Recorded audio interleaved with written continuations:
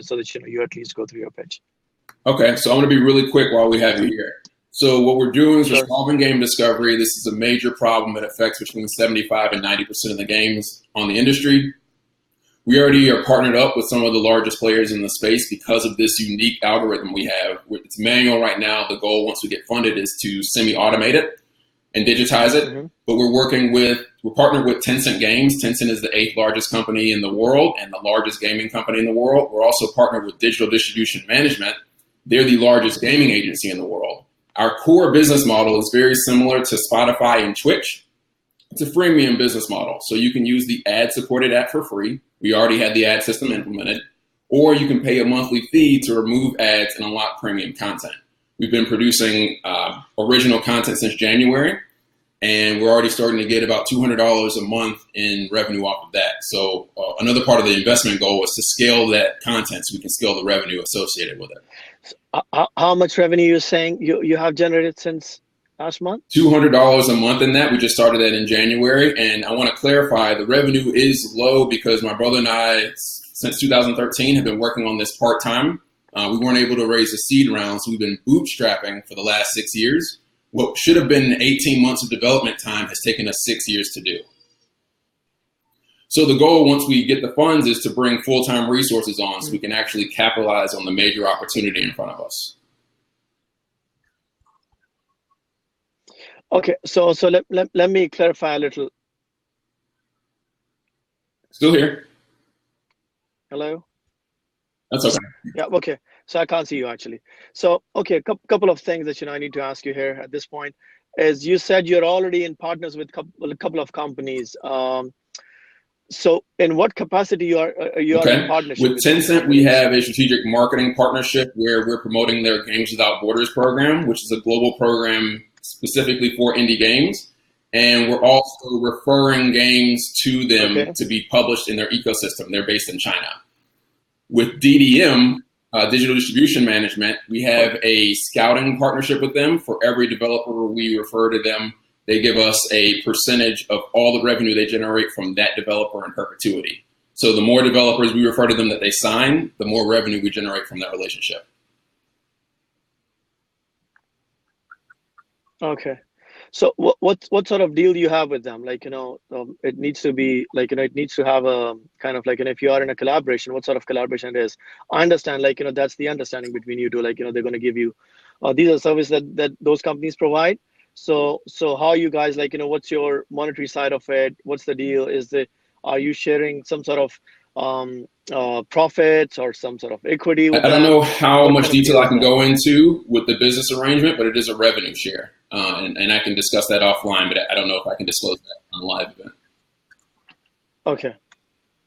Okay, fair enough. Got it. I just wanted to know, like, what sort of understanding you guys have with them. Okay, revenue share it is. Okay, cool. And then you said, like, you guys making $200 a month, right? And that's on the since Jan each month, right? Up till July. Yep. And then you said the model is freemium model, right? So how the you content, we're leveraging a third-party platform called Patreon, and we produce probably as much weekly as possible original content. And we have people who subscribe to that content. So they pay a monthly subscription fee for access to premium content that we don't share with the public. And so as we continue scaling that, we'll add more and more original content to that library. Okay, so I understand. So you kind of like, it's a freemium model, and once they are on board, you upsell them, like, premium services. And those services could be different sort of packages, like, $10 a month, $20 That's right, yes. a month, $50 a month, whatever, right? So that's kind of like, okay. So let's take a step back. I've seen your website, by the way.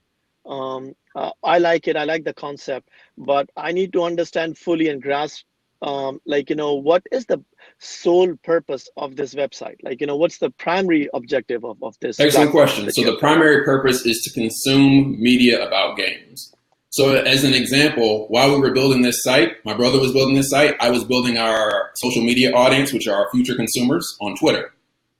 Last year, we were averaging about 1 million organic impressions per month. What we were doing was providing media about indie games for people we believe like indie games, that audience.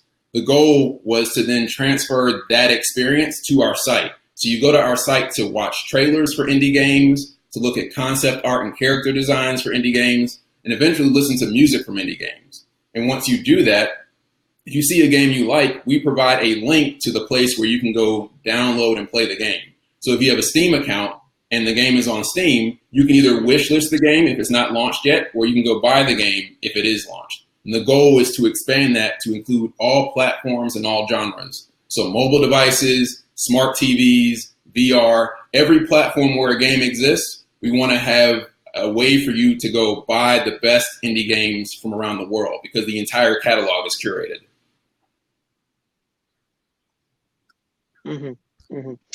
Okay, cool. Um, okay, so so the way I've structured is like I want to understand what's the concept behind it, what's the purpose, what's the pain point that you guys trying to address. Because if there is a if there is a purpose to the app, then of course then talking about it, and then making and a monetary side of it Mm-hmm. is the next step, right? Okay, so there's a pain point that this app or business that you're trying to develop is addressing that pain point, right? It's giving that key value that nobody else is offering, right? And then we discuss the monetary side. So for me, I understand that you're giving a platform where all the independent developers are going to have access, and then they can showcase their games, no matter what platform those games are on, through your platform, right? So it's you providing a reach, and then and of course as the user base is going to That's right. increase, their reach is going to increase, right?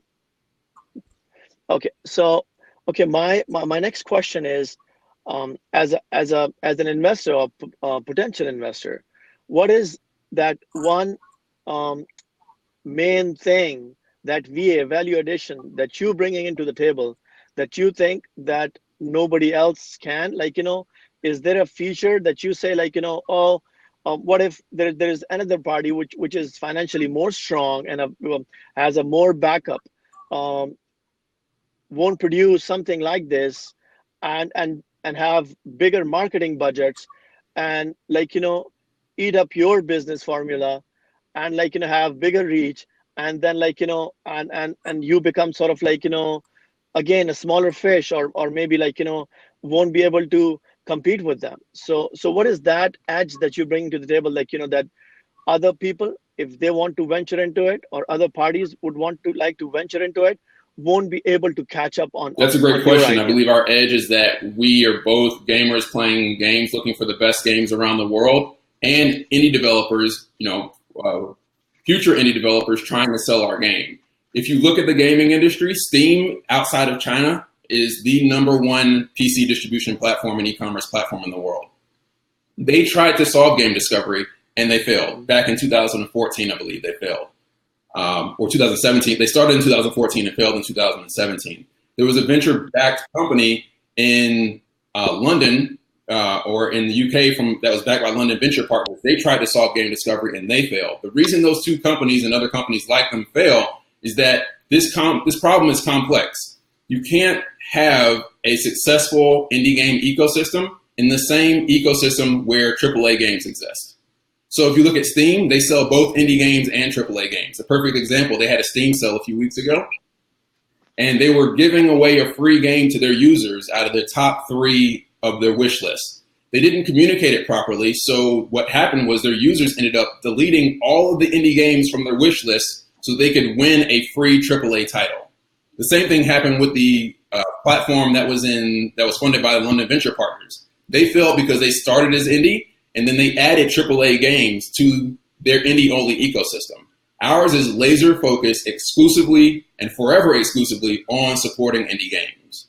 It's almost counterproductive and almost cannibalizing for a platform or an ecosystem that has AAA games to focus on indie games because they would cannibalize the sales of their larger profit margin games. We can afford to do that because we know how to identify breakout Okay. hits, and we can do that consistently. Okay. Okay. Okay. Makes sense. Okay. How much time did it take you guys to Six develop this years. platform, by the way? Originally, it was supposed to be 18 months, Six but years. that was 18 months assuming we could do that full time. Uh-huh. We haven't had the resources to do that full time, so we've been bootstrapping this on nights and weekends outside of our full time jobs. Basically, working 70-hour weeks for the last 6 years. Okay. So it basically quadrupled our development time. Hmm. And what language have you guys used? It's written Like, in what is Python it's oh, it's because that's what Python. we started Why working with Python? once we started our tech careers. Our first jobs were web developers, full stack web developers using Python. Oh, okay, makes sense. All right, not bad. Okay. Okay, so how much We're looking to you raise $1 trying to million raise? with a safe that has a $15 million cap. And it's a safe, which means if we end up raising for less, the equity will convert.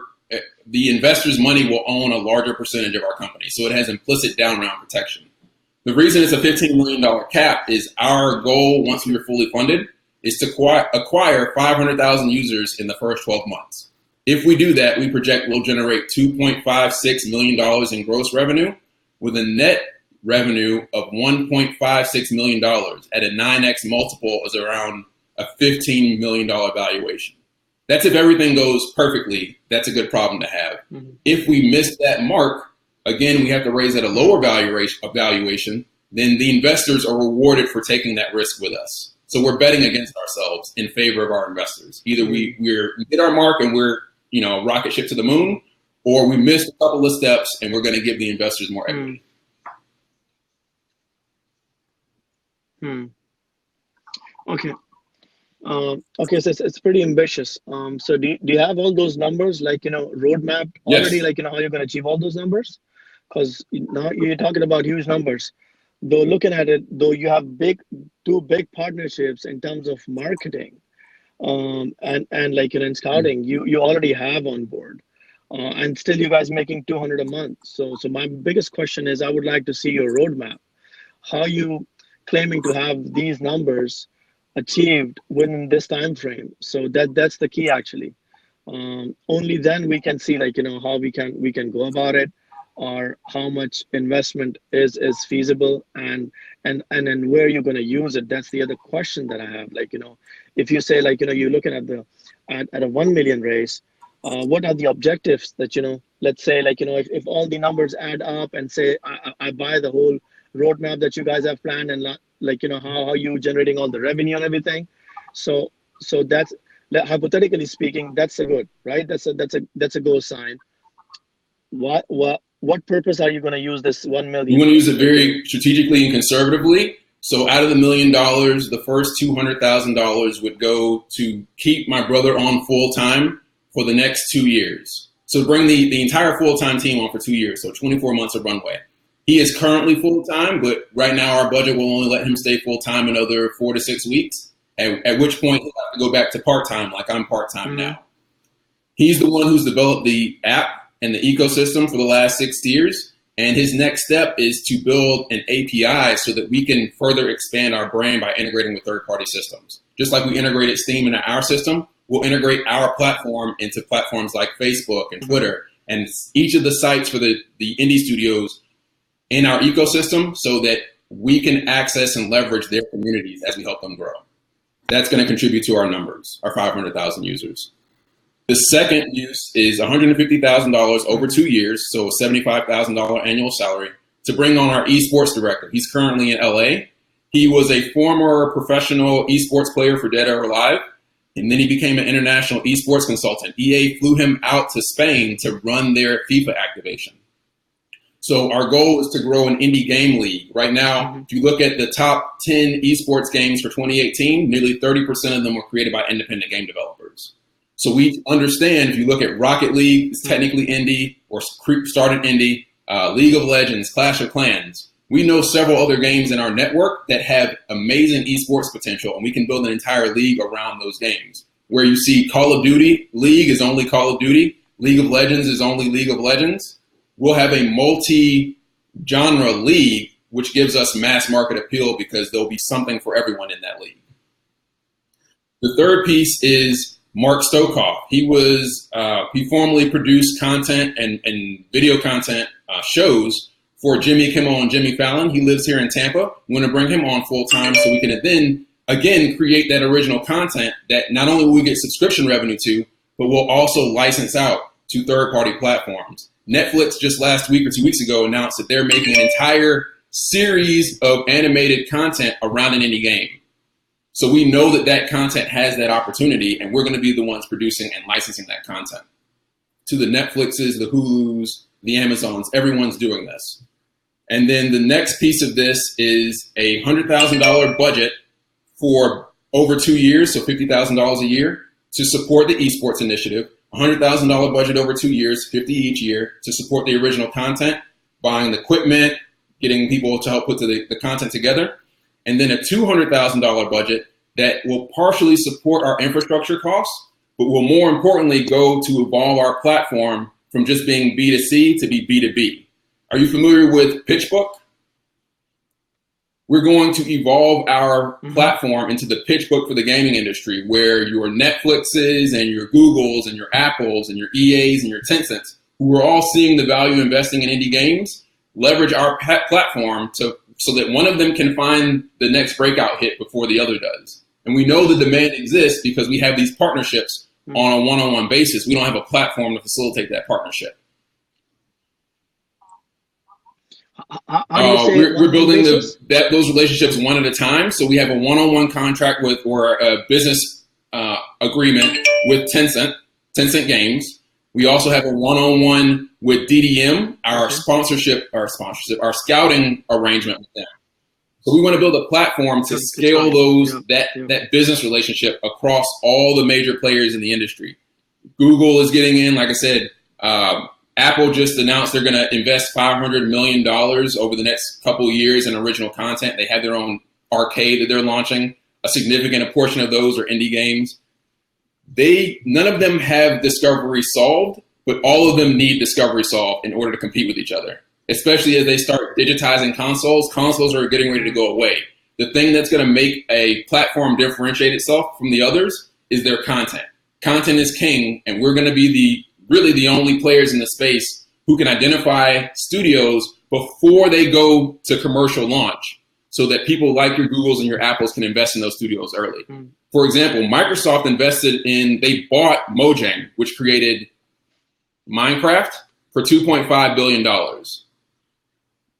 And they since then have made several types of those investments in other indie studios. They need this platform. Their competitors need this platform. Okay. Okay, awesome. I get that. Okay, there are a couple of things that I would like to identify. Like, I can't access your website right now because I've got internet issues, like I said. I do understand, how you have broken down the how the investment's going to go, and what you're going to. But there are a few things that I would like to identify. I've seen the website and then the platform. I think it needs amping up in terms of how the user experience is and UIs. I do understand the shortcoming. Maybe you never consulted with a good branding or marketing person, and both of you brothers are developers, so you're coming from a different angle, right? So that needs revamping big time, because you have missed out on. Listen, I do understand the core is the back end of it, and the scalability is only going to depend how strong your back end is, and we also need to see how much scalability Python can provide. Because I've worked, in previously I've worked on Python, so I know a little about Python. So I have my reservation about Python, but still, I'm not sure, how good developers you guys are. So these are my concerns, but big time. So that's something to do with your business, right? The scalability factor and the more important factor that, is it sustainable? Is it scalable? So the backend is very important. But to bring audience and to attract them and to attract all those people that are out there and across the world to bring onto your platform, you need to give them experience. You need to show them that, this is the next big thing for the indie games. So the experience needs to be top notch. I think that's one thing that is missing. And also you need to look into it how the latest designs and the trends in the gaming world is all about, how those things are functioning, because like user interface and user experience is gonna it's like is gonna be key for you to have people, to have all those uh, game developers to have their games put on your platform, and all those users who's going to subscribe to your model and come and use this platform. So that's the key. So branding and the user experience need overall, in my opinion. um, and also I think that one thing that you guys missing is I wanted to hear more about how the marketing is going to work, because I know the skeleton is there, the MVP is done, that's fantastic, but you're asking for $1 million, and then with $1 million, you the first year, the investment that in a tech startup or any business startup these days, 80% of the revenue or the income is goes into your marketing budget. So that's another factor that we need to look into. And the third thing that I need more clarity and transparency on is the two current partnership that you already have. So I need to see what sort of understanding you have. You said we're gonna discuss it offsite, so we can, once we're done with this call, we can exchange information, and then you can send me all that information. We can take it further. So these are my concerns. If you can address those concerns, if you want to address those, afterwards, we can do it. Um, Otherwise, I think you have done a. And yeah, one last question that I have is: have you also put in your money? How much money have you put in invested Those into are all this excellent business? questions. I'll answer your last one first and try to cover the rest of these really quickly. Definitely, let's have a follow-up call. My brother and I have invested $300,000 of our own money into this over the last 6 years. I agree with you, and he agrees with you that the UI needs work. That's actually our MVP. We have a standing issue design patent for the mobile user interface, the multi-platform mobile user interface for our app. We had that designed by our creative director, who is also working part-time out of LA. He has worked for 3 Call of Duty games. And again, the design was so innovative, we were issued a design patent for it. Unfortunately, we don't have the bandwidth to implement the mobile user interface. And our background is web app development, so we focus on that first. So we completely agree we need to shift to the new UI. It's an amazing experience. I'm sure you'll agree when you see it. And again, it's patented, but we just don't have the bandwidth to implement it. And I can't remember the other things because I multitask too much and my short-term memory is shot. Marketing, very quickly, marketing. No So worries. last year, for about 12 Yeah. months consistently, we were organically generating 1 million impressions on our Twitter account through content marketing. I study growth hacking a lot, and we leverage content in place of paid advertising to generate an organic audience and organic exposure.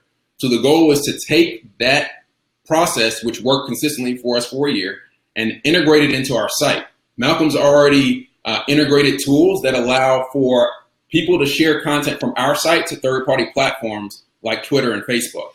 And when they do that, it includes a link back to our site. So if we share amazing content that gets, minorly viral, and we have a structure in place on our site that sends our content to third-party platforms, we believe it will create a feedback loop so that we're always funneling content from our site to third-party platforms, and then we're funneling people from third-party platforms back to our site.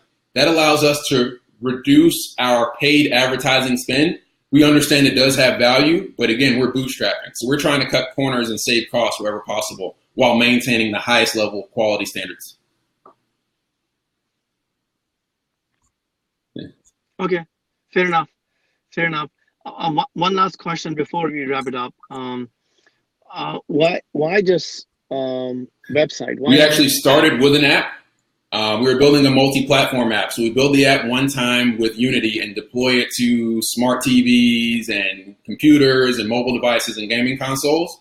Our background, yes, You mean Unity, the game Unity development 3D? engine. We were going to build a multimedia app in the game development engine because Okay. that tool lets you publish to multiple platforms. Okay. Again, trying to save time. Unity is not our background. Our background is in web development. It was taking us too long. We knew we needed to get to market. So we put that on the back burner. We still have all the code written. We put that on the back burner so we could focus on proving the demand existed. So we shifted to web development because that's our professional background. We've both been doing this for 10 years each and built that first. Now that that's done, we launched it in March of this year. We have about 150 users, which isn't a lot, but they're in 40 countries. We also have 80 games from those 40 countries and about 800 pieces of content from those 40 countries. So we wanted to validate the demand first before we shifted our focus back to the mobile app. The app is live now, users are live. Now we're ready to shift gears and expand and finish the mobile app. Okay. Okay. And you're gonna invest. Understand you're gonna invest some amount of money to, like, that's gonna go towards mobile app development, That's right. and R&D, Exactly. right? Yeah. Okay. Okay. Cool. Mark, I think it's a fantastic idea, because, like, there's no such thing in for independent games, right? So hats off to you Thank and your you. brother for putting in so much work. It's I think it's this business model can kick ass Mm-hmm. if it's done properly, in my opinion, because it has got tremendous amount of potential, and you guys need to look into more ways to leverage and generate revenue, because, like, just the freemium plus, like, I do understand that's the best way to go about it, to provide premium services once you bring people on board and attract them, like, through freemium. But you need to come up with some, because there are, I can think up of gazillion more ideas how you can, like, leverage. So so I think, yeah, keep at it. Let's reconnect offline. Get me all that info that I've asked for, and let's see. Like, if not me, then, like, anybody else. Like, if they are watching, or this is gonna go, like, the record version is gonna go on YouTube. So hopefully, I'll try and connect you with more people, if not myself. But I think you guys are just beginning, and I think you're gonna do wonders. Just believe in yourself, because I think this is a fabulous idea, and it could be very disruptive in your industry. So well done, keep it up. Thank you for your pitch. Thank you for your time, Thank you and for your time and all great the meeting excellent you. feedback. We appreciate that. I'll be sure to share with Malcolm. Yeah. All right. Okay. Talk to you Thank you, soon. Mark. Have a good one. Thanks. Cheers. Sure. Bye.